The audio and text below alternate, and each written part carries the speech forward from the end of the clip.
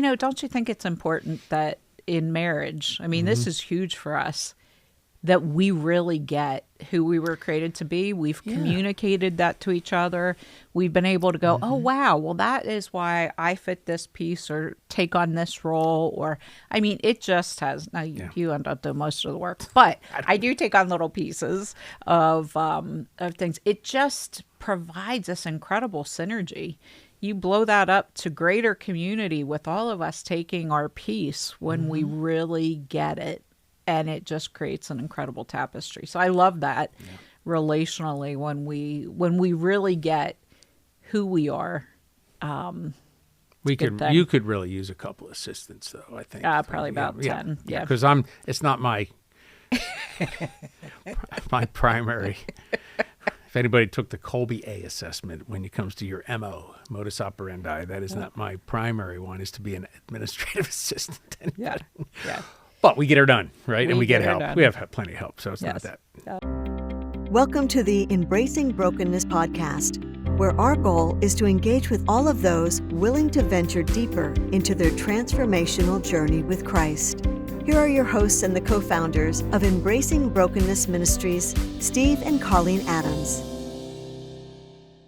So it's an interesting call. I was looking back because I had in my mind that we had done this topic in a podcast previously, and I go back and back because we're on number 162. That's a lot. Yeah. And it's every 2 weeks, so it's obviously spread that out over years. And I did. I found this podcast, the podcast number 27. So that was a long time ago. Oh, wow. That we did. I think I did it by myself. I think you did it by yourself, on too. a new name. Yep. If anybody wants to go back and see how amateur I was years ago at doing this, you can do that, number 27. But we're going to discuss something today that I think is really an important topic for everyone. Welcome. Good to have you with us again. Colleen and I are in the studio. Last time around, Michael was here. That was fun. Yes, Good to talk with him. That was great having him. So a new name in the context of what we want to have a conversation about today.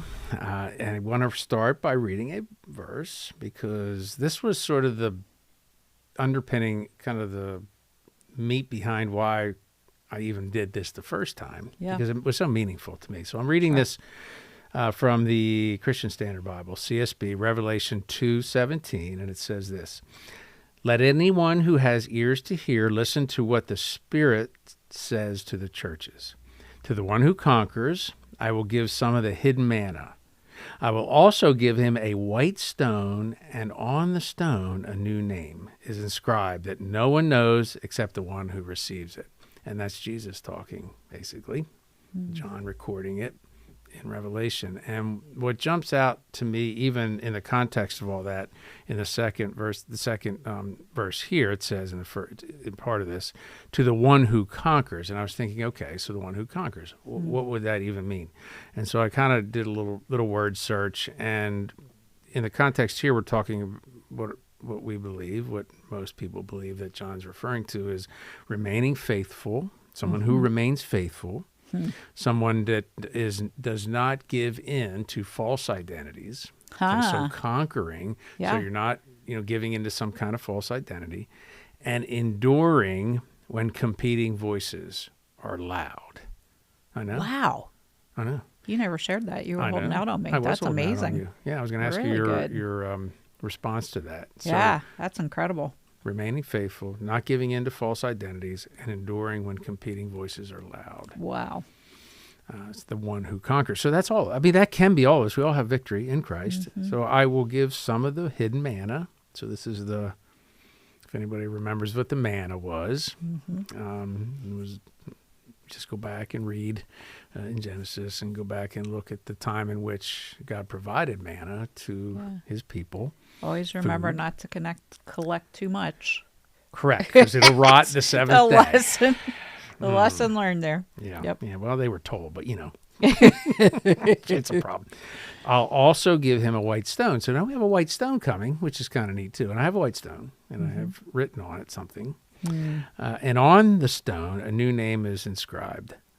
Now, the cool thing is that no one knows except the one who receives it. Well, we could just talk about this first, but I wanted to use it as a way to introduce this because when we talk about this concept of like, okay, God speaking to us is also foreign for a lot of people. So what do you mean the new name? Yep. So give me your reaction initially to the little intro here that I did. Yeah. Well, it's bringing up something that we hadn't planned to talk about, but it is, this concept is so important to me that when my first husband died and I told God I was never marrying again, and he shared that I was, I created a list of 5 things that were essential in a person, and I didn't believe God could find that person. I'm like, this person doesn't exist. And of course he added 5 more because he is God. And so there were 10 things that I actually really needed. But I think it's funny that the one thing I was like, nobody's going to even understand this, was he has to know what the secret name is that God has given him. Because I was kind of like, I'll throw out the hardest challenge possible. And how many people even would know about that? And so I'll never forget, like, as we were talking, you started checking off 1, 2, 3, 4. And we're at 4, and I'm like, this is crazy. Yeah, but you weren't quizzing me. I wasn't. No, but I was tracking in my mind. Like, geez. let's not. So I was. And the 5th thing was when I said, do you happen to know about the new name in Revelation? And not only did you say you knew about it, you're like, oh, yes, I teach about that. I'm like, you what? Yes. And that, the rest is history. Here we sit today. So this is really has been a very essential part of both of our journeys. Did you see what she did, everybody? She actually put a checklist together that somebody had to meet. Apparently I did. I'm glad I didn't know, because I would have blown it for sure somehow or another. We're not going to reveal the checklist. I don't know. But I really, it is, because for me, it was significant. Now I've read that verse. I mean, come on.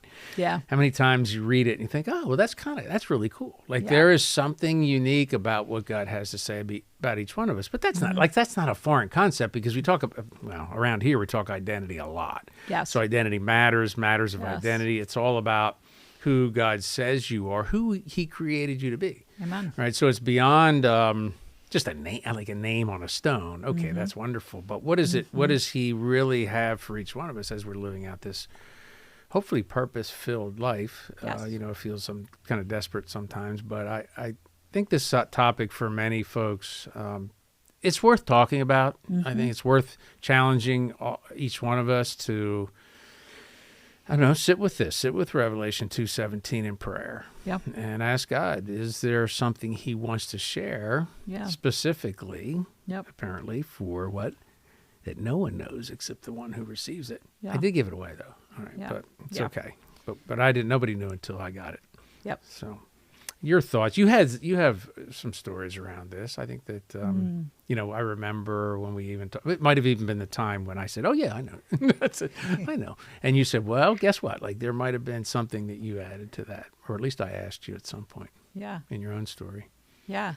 Well, I was the year before I met you going through, a really difficult time with my husband's illness. And I decided to add to all the stress going to spiritual direction training. Okay. So 4 weeks out of that year, I kind of went up to the mountains for training and, to be with a supportive group of people.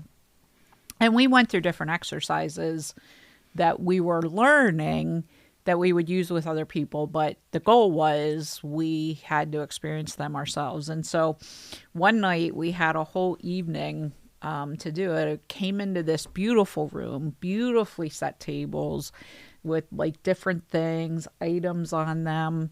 And the goal was, as we were looking at identity, what attracted us, and then just to sit quietly with the Lord.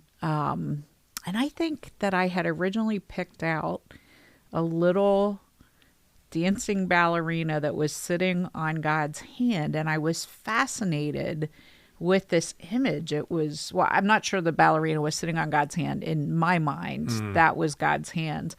And I remember just sitting quiet for like an hour, picturing this little girl twirling on God's hands and finally realized that little girl was me, that maybe at some point before he planted me in my mother's womb, I was his little girl dancing around, as he was giving me direction for what was coming next. I'm not really sure. But as I watch this little girl, I'm like, who is that? And I just got the confirmation in my spirit that it was me. And I was like, what's her name? And God said, Delightful. Oh. The name was Delightful. Her name was Delightful. And I was like, well, that's me. I'm like, God, is that the name you call me? Delightful. And it was clear as a bell. Yes, I made you to be delightful. And you would think that would be a beautiful thing, right? Like, who doesn't want to be delightful? But I really felt like something stirring inside of me that was not positive. Like, I did not want that name.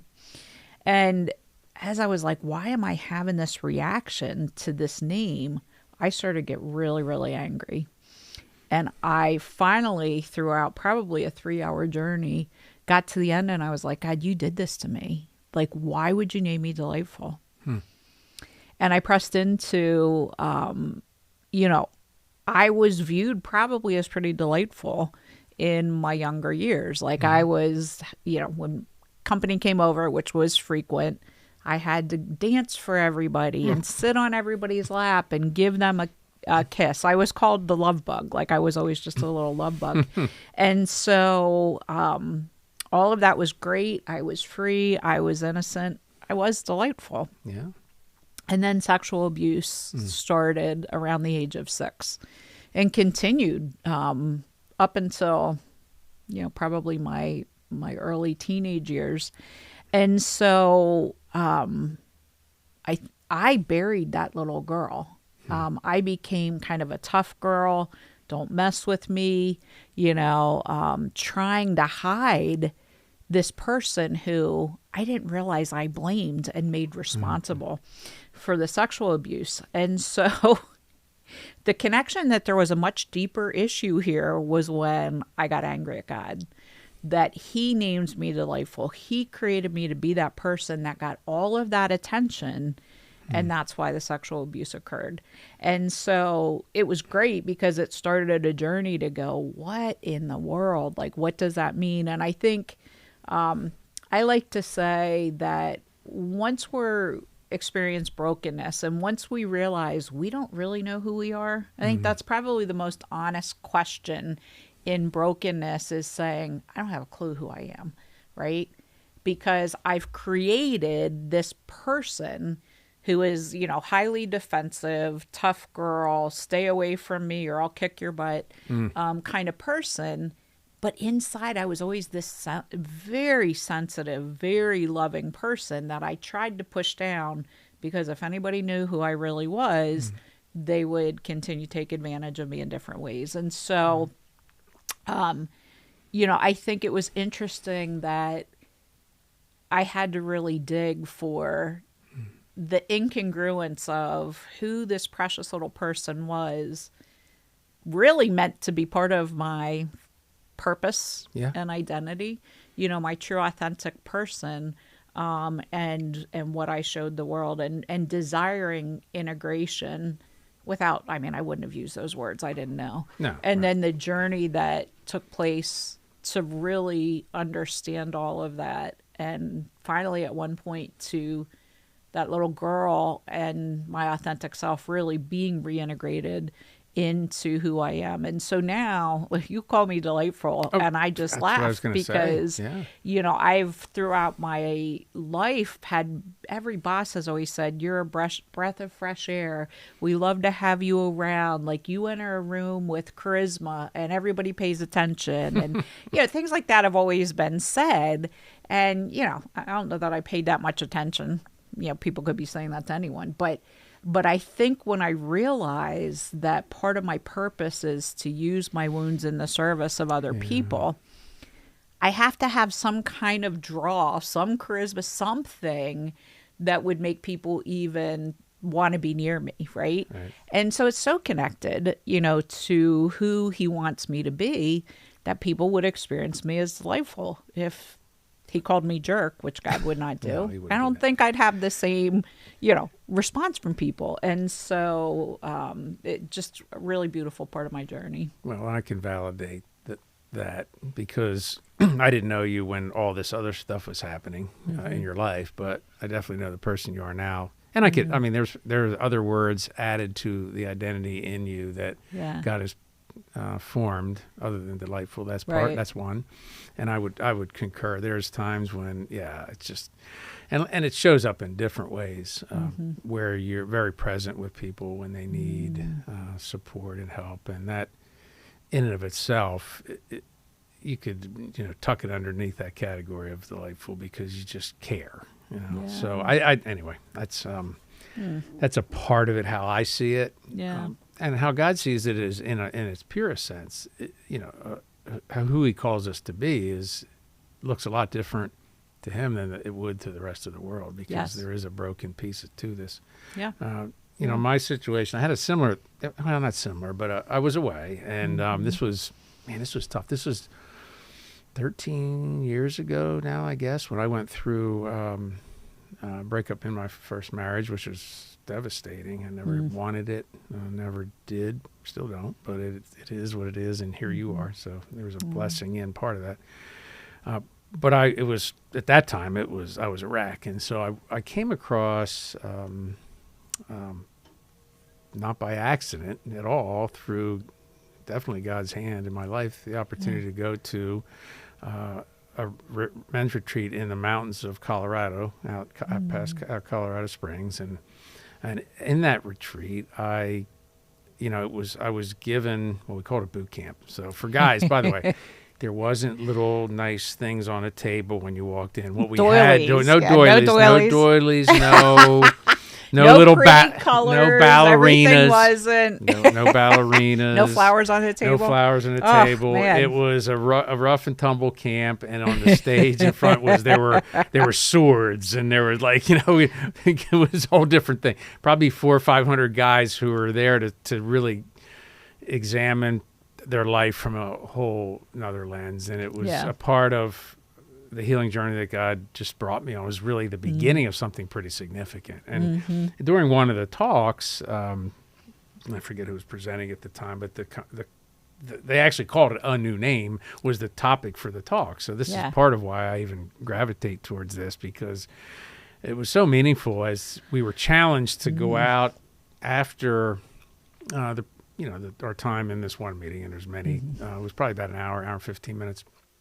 To go out in silence, quiet, which is really hard for 500 guys, but they pulled it off. It was amazing. It was very quiet. And we went out and just found a place in the mountainside there. And I remember standing on a rock with incredible views and just saying, Lord, because we were challenged to be quiet before Him and say, Lord, what is the name? And they refer to the scripture.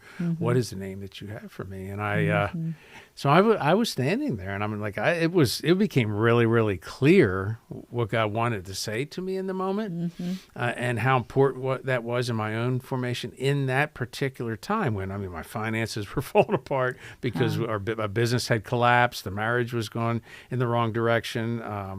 My daughter at the time was in grad school, but so she was older, in her late 20s, I guess it was.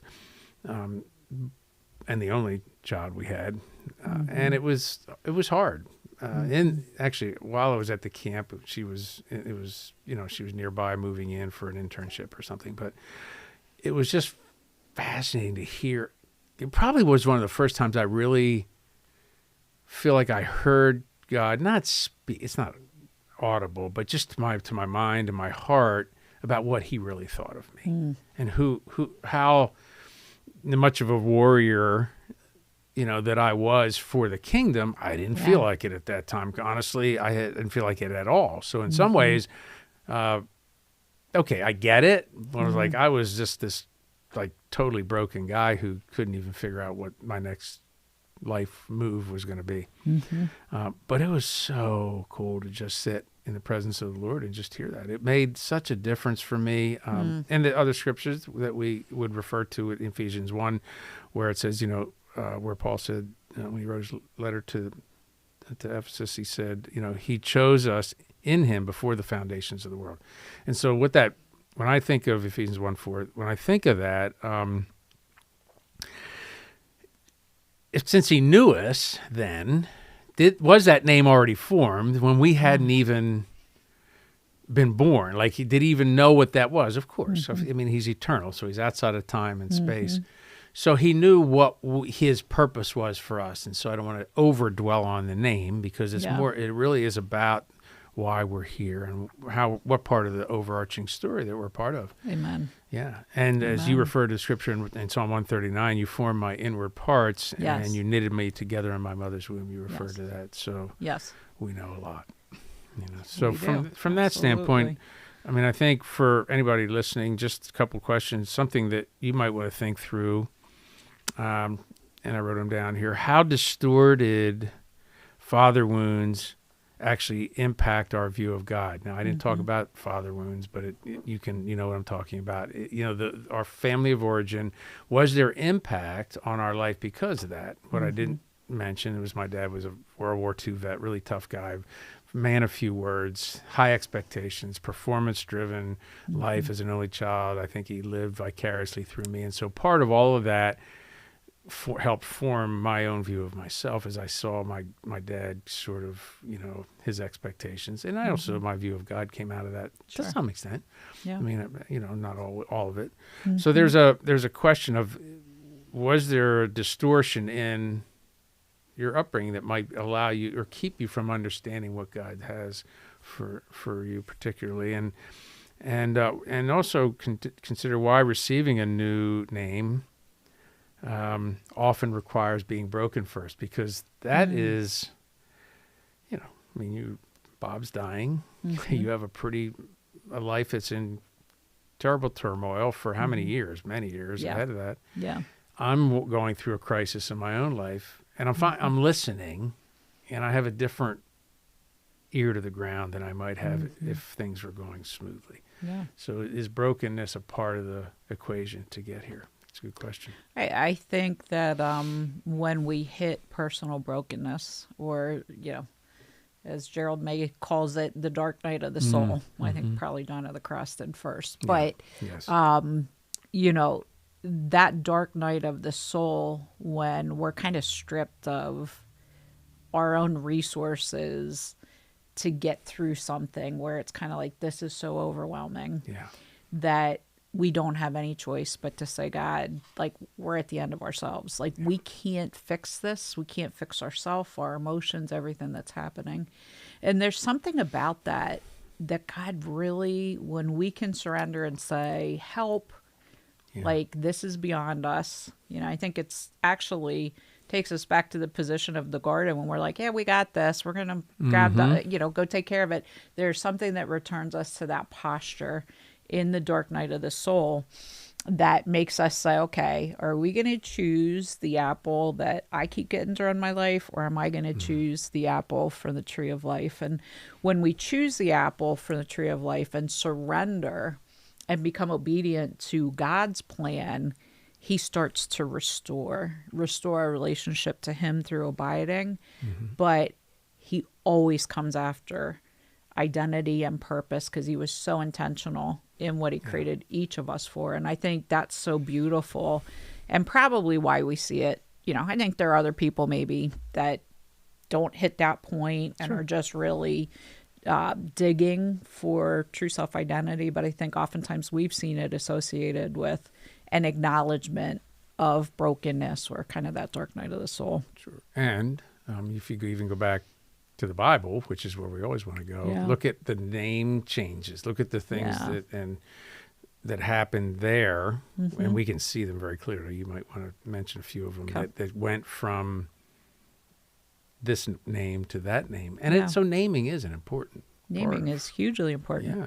It's not so much. I mean, I think for Western culture, we have lost the significance of names. And I used to joke when I started to understand ancient Hebrew culture in particular, to try to understand why these names were being changed in the Old Testament, that naming, when you named a baby, it was because that's what that baby was going to become. So naming and becoming are hugely important in that culture. I think they still are. There are cultures today that for sure. they certainly are.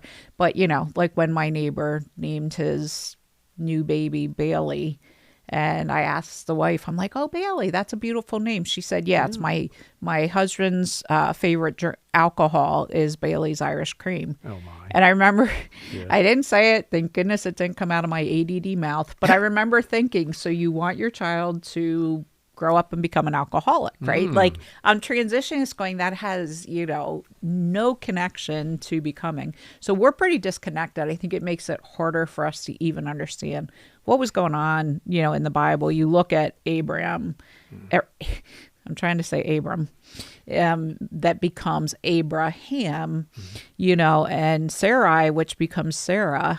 You see God stepping into their journeys to say, I'm going to do something very different. And I, am going to take you to a very different level of becoming. And so I'm going to change your name accordingly. You see it with Jacob. Jacob becomes Israel. I will say, and I'll say Saul becomes Paul. I mean, he wants to disassociate us from that kind of broken identity. And we can go, you can go through each of these individuals and see incredible brokenness. And he brings them into this new destiny. And the name is really important to where they're going.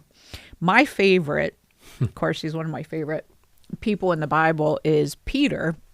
Okay. And so we have Simon, the hothead fisherman, who is total character. He's one I really can't wait to meet in heaven because I just want to see what his personality is like. But I love that Simon's renamed to Peter, and on this rock I will build my church. He has an unbelievable destiny. Sure. But what's really fun is we get to see Peter interact with Jesus. So we get to see the name, your name for something, but you're not quite living there yet. And so we see Jesus kind of gently taking him to the new name. And so even, when Peter does the denial 3 times, right? Yeah. He's thinking he's living in this name, I'm Jesus's best man, and I got this, and I never deny him. Yeah, he cut off Malchus's ear, and then the next thing, he's denying that he even knows him. Yes, exactly. Yeah. But then you see Jesus come back, and Jesus isn't dealing with the fact that he's not living out his name. He's saying, "Do you love me? Right. Feed my sheep." It's the reminder of your love for me is about doing what I've called you to do. Feed my sheep, feed my sheep.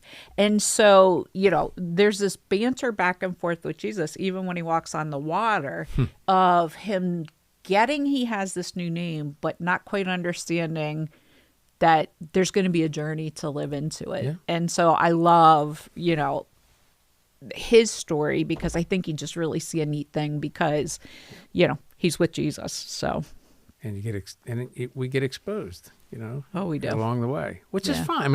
It's not a shame thing. It's just a matter of understanding, where the source of everything comes from, and that we can't live this thing out on our own. It just doesn't we actually need to be exposed. Exposure is a great thing because we hide in so many blind spots that Peter was hiding in blind spots. Yeah. He fully 100% believed he would never deny Christ, right? Absolutely. And, if my life is on the line, would I deny him? I would say 100% I would never deny him. But there's a reality sometimes where when a mirror is held up to us, which always happens in marriage, we have to deal with blind spots. And it's important that those things kind of come out of our identity, not from a shame perspective, but really from a place of this is the sanctification of God helping us live into what is really true, that authentic self. And I doubt Peter had a pet rooster, because I think the lesson, because he probably never could hear a rooster crow ever again. There was serious trauma there. Stinks. There's a little reminder there for so often. I can't even And there's imagine. Plenty of roosters in Jerusalem and all that area, I'm sure. Yeah. But my goodness. Yeah. Chesterton has a quote. Okay. And I just love this quote. Wow, I love J.K. Chesterton. Every man has forgotten who he is. Right. He doesn't say some men have forgotten who they are. Every man. He says every man has forgotten who he is. And so that pretty much sums up this journey of us forgetting and Jesus coming through and renaming and restoring. Yeah. Well, and then Spurgeon went on to say, God made you for an end. Find it. So between Chesterton and Spurgeon, we got the idea. Yeah, for sure. So again, conversation points, guys. Something to think about for you all. Why does God rename us? I think we just talked about a little bit of that, but maybe in your own context, why does he want to do that? Why does he do that? We don't answer that right now. Okay. And how does a new name restore what sin and wounds have stolen? Okay, again, why and how? Should we stay on here for another hour? No, I better. But those are important questions in the big picture of things. Sure. Because we talked about the brokenness that we all feel, the blind spots, and they all play into that. But we have to live, but there does come a time, like in my case and in your case, when it was fully revealed what God thought of us, and we accepted and believed it and then saw it. Like we had a chance to live it out in our day-to-day lives in a way, especially in ministry and as we're being called to do certain things. And it became clear as God was guiding our steps how important an understanding of what he thought of us and who he called us to be and where our gifts lie and how we're going to use those gifts for furthering the kingdom here on earth. Like it was critically important for us to get it. And so, but that's everybody. Like we don't, it's not just this short-term mission trip dashing our tombstone that just that flies by and everybody's supposed to be happy that they're going to heaven. We've talked about this a few times.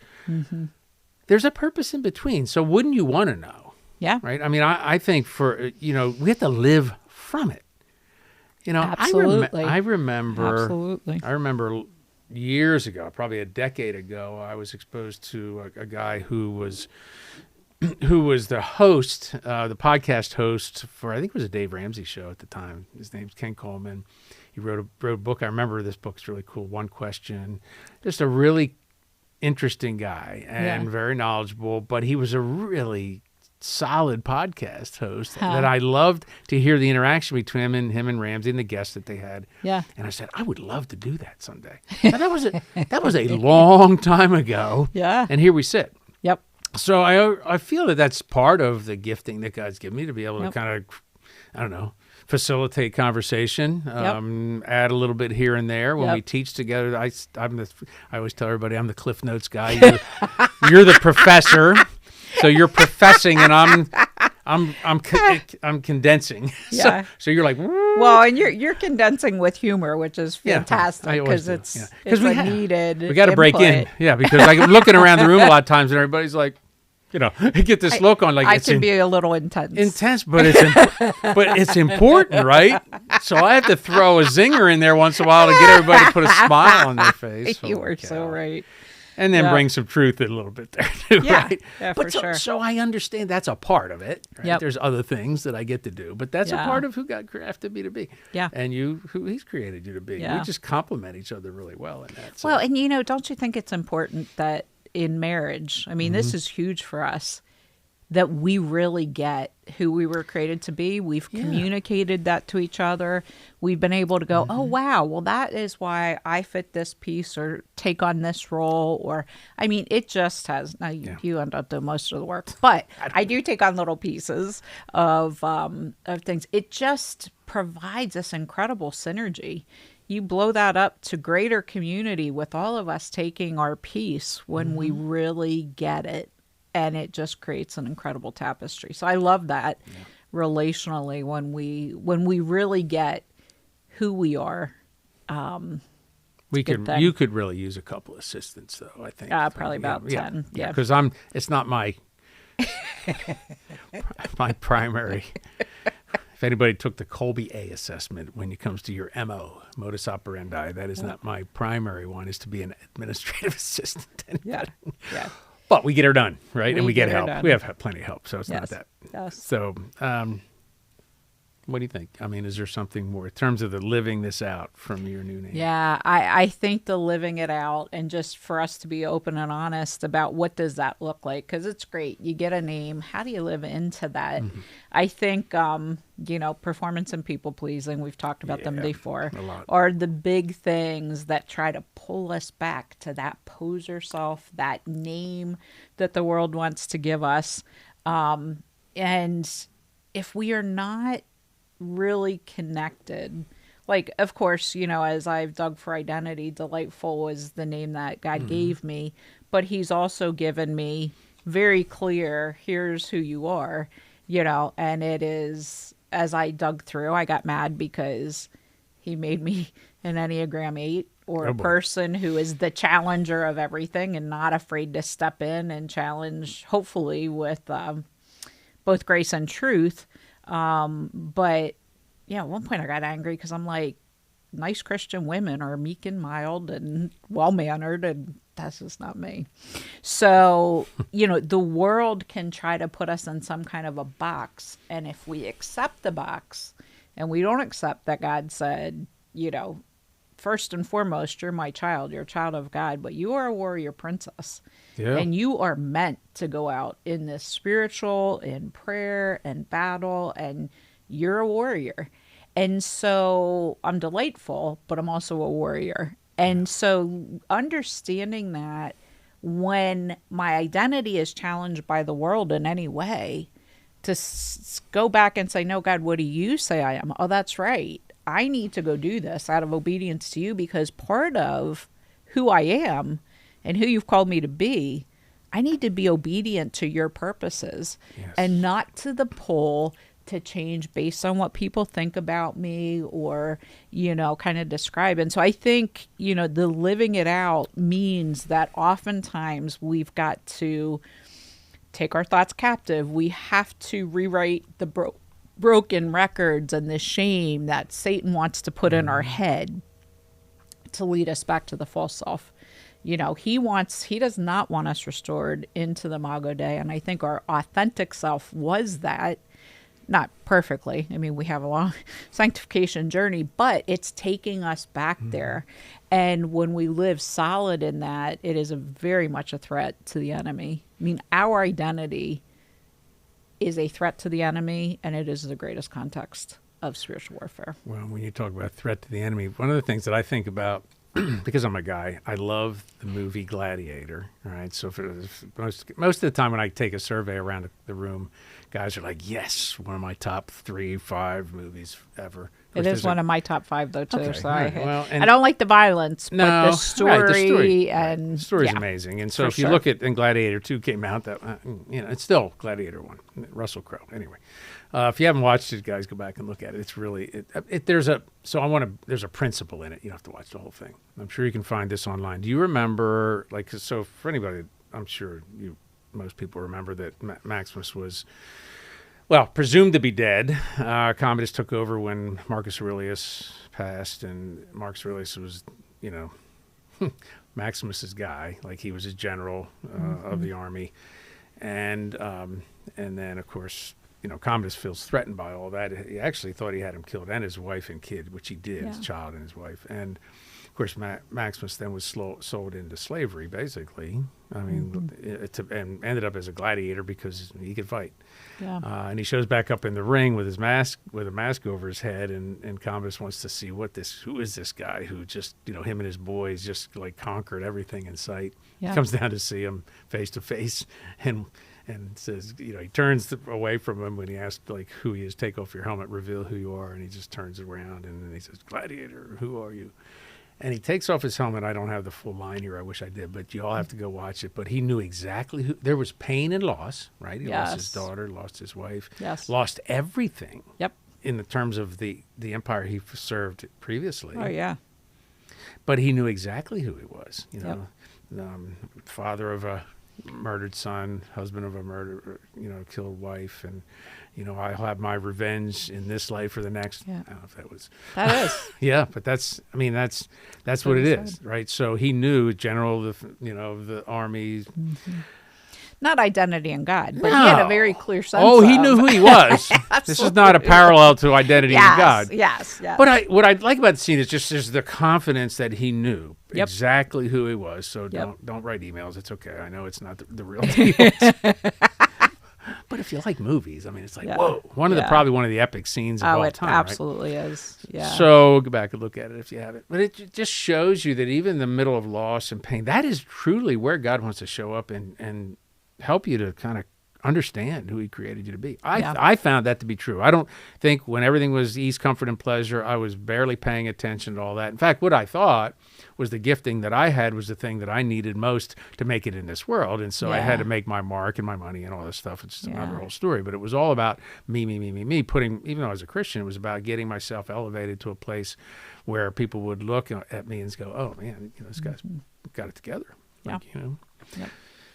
So I think that's an important piece. If anybody's out there really struggling right now, I think the question is not why as much as, well, God, what do you have in this for me? Mm-hmm. The why is you can look around you and see the why on this plane, but there's a deeper why a lot of times, other than the fact that there are consequences to sin.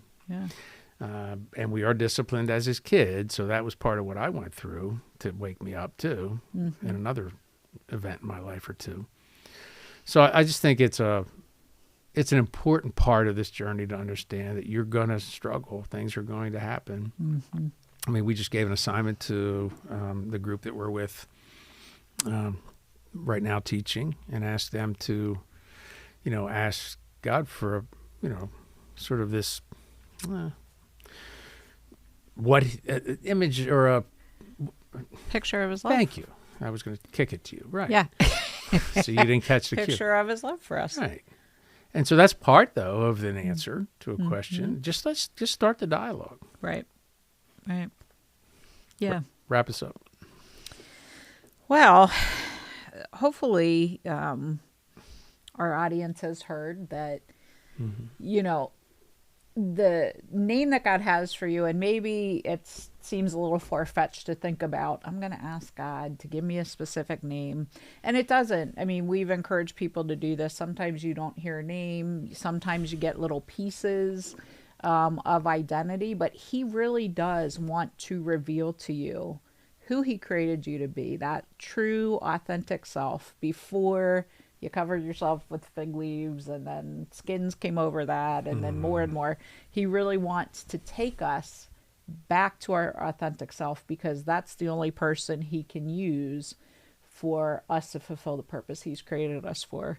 And so whatever that looks like for you, I think the first position of that is always surrendering to God to say, God, only you get to define me. Yeah. And take me on the journey to be able to connect to you so that you're able to define me. I'm able to understand in the way you uniquely communicate to me what that is, what that definition is.